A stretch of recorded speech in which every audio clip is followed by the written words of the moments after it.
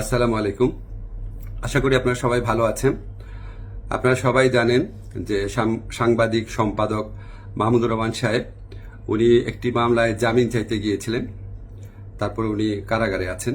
এই ঘটনা সবাইকে, আপনাদের অনেককে দুঃখ দিয়েছে, কাউকে ক্ষুব্ধ করেছে।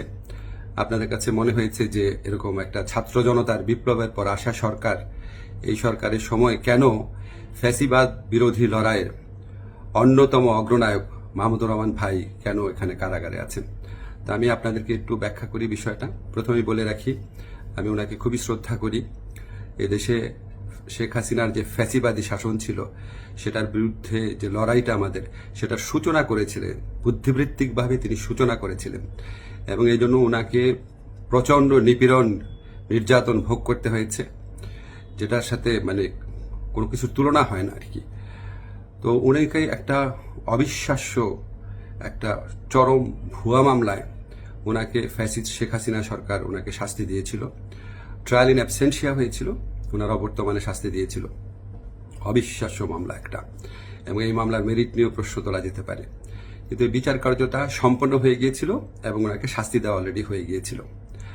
তো উনি যখন এখানে আপনার বাংলাদেশে আসলেন, আসার আগে কিছুদিন আগে ওনার স্ত্রী, আমাদের শ্রদ্ধেয় ভাবি, ওনার বিরুদ্ধেও একটা অত্যন্ত অগ্রহণযোগ্য ভিত্তিহীন মামলা করা হয়েছিল। তো উনি সেই মামলাতে সাজা স্থগিত করে আপিল করার জন্য আবেদন করেছিলেন। এই আবেদন কিন্তু আইন মন্ত্রণালয় অর্থাৎ আমার কাছে আসে না, এটা যায় স্বরাষ্ট্র মন্ত্রণালয়ের কাছে। স্বরাষ্ট্র মন্ত্রণালয় যখন আমাদের অভিমত চেয়েছে, আমরা ইতিবাচকভাবে এটা দেখার জন্য জোর সুপারিশ করেছি। আমাদের এই সুপারিশের ভিত্তিতে মাহমুদুর রহমান ভাইয়ের স্ত্রীর সাজা স্থগিত করে ওনাকে আপিল করার সুযোগ দেওয়া হয়।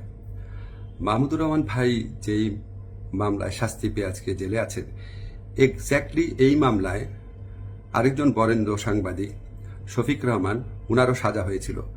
উনি ঠিক একইভাবে মাহমুদুর রহমান সাহেবের যে স্ত্রী আছে, উনি যেমন আবেদন করেছিলেন যে সাজা স্থগিত রেখে আপিল করার জন্য, উনি একইভাবে সেই আবেদন করেছিলেন। আমাদের আইন মন্ত্রণালয়ের মতামতের ভিত্তিতে শফিক রহমান সাহেবেরও সাজা স্থগিত করে ওনাকে মুক্ত মানুষ হিসাবে আপিল করার জন্য যে ওনার যে আবেদনটা ছিল সেটা অ্যাপ্রুভ করা হয়। মাহমুদুর রহমান ভাই এটা করেন নাই। আপনারা সবাই জানেন উনার অত্যন্ত স্ট্রং আত্মসম্মান বোধ, উনি খুব দৃঢ়চেতা মানুষ, খুবই দৃঢ়চেতা মানুষ, প্রচণ্ড দেশপ্রেমিক মানুষ।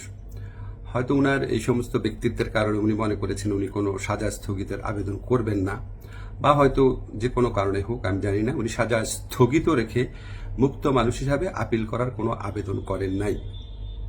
ফলে এটা করার কোনো রকম স্কোপ কোনো মন্ত্রণালয়ের, কোনো সরকারের ছিল না। উনাকে যেই আদালত এই ভুয়া মামলাতে উনাকে শাস্তি দিয়েছিল, উনি সেই আদালতে জামিন চাইতে গেছেন। আমাদের ফৌজদারি কার্যবিধিতে আছে, যদি কোনো আদালত কাউকে 1 বছরের বেশি শাস্তি দেয়, ফৌজদারি মামলা যদি 1 বছরের বেশি শাস্তি দেয়, তাহলে সেই আদালত দোষী সাব্যস্ত ব্যক্তিকে জামিন দিতে পারবে না, জাস্ট পারবে না, কোনো স্কোপ নাই। কিন্তু তার চেয়ে যে বড় আদালত অর্থাৎ মহানগর দায়রা জজের আদালত, সেখানে যদি পরে আবেদন করা হয়, তাহলে সেই আদালত জামিন দিতে পারবে। মাহমুদুর রহমান ভাইয়ের আইনজীবী যাতে মহানগর দায়রা জজের কোর্টে জামিনের আবেদন করতে পারেন, সেই জন্য রায় যেদিন হয়েছে ঠিক সেদিনই অত্যন্ত দ্রুততার সাথে ওনাকে সকল কাগজপত্র, রায় আদেশের কপি সহ পৌঁছে দেওয়া হয়েছে। আজকে আমি যখন আপনাদের সাথে কথা বলছি, আজকে হচ্ছে বুধবার, উনি যে কোনো কারণেই হোক উনি জামিনের আবেদন এখনো করেন নাই। জামিনের আবেদনটা করলে ওই আদালতের জামিন দেওয়ার এখতিয়ার আছে এবং ওনার জামিন পাওয়ার পথ প্রশস্ত হবে। উনি মুক্তভাবে ওনার যে দেশপ্রেম থেকে, দায়িত্ববোধ থেকে, উনি ওনার সাংবাদিক হোক বা বুদ্ধিজীবী হোক বা ওপিনিয়ন মেকার হোক, উনি ওনার ভূমিকা পালন করতে পারবেন অচিরে, সে প্রত্যাশা করছি। আমি শুধু আপনাদেরকে একটা জিনিস একটু বোঝার জন্য অনুরোধ করছি। আমি আইন মন্ত্রণালয়ের দায়িত্ব পাওয়ার পর মাহমুদুর রহমান ভাইয়ের স্ত্রী ও সাংবাদিক শফিক রহমান, ওনারা যখনই আবেদন করেছেন সাজা স্থগিত করার, সেই আবেদনে আমাদের মতামতের ভিত্তিতে ওনাদের সাজা স্থগিত করা হয়েছে।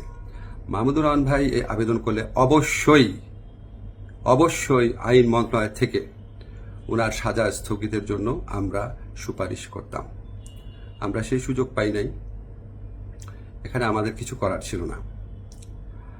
আমরা মনে করি যে মাহমুদুর রহমান ভাই উনি যত তাড়াতাড়ি, আমরা বলতে আমি নিজের কথা বলছি, যত তাড়াতাড়ি মুক্ত হয়ে আমাদের এই দেশ করার যুদ্ধে ওনার জায়গা থেকে নেতৃত্ব দিবেন, তত এটা দেশের জন্য মঙ্গলজনক। আমি আশা করব খুব দ্রুত ওনার জামিনের আবেদন করা হবে, যাতে ওনার জামিনের পথ প্রশস্ত হয়। সবাইকে ধন্যবাদ, ভালো থাকবেন।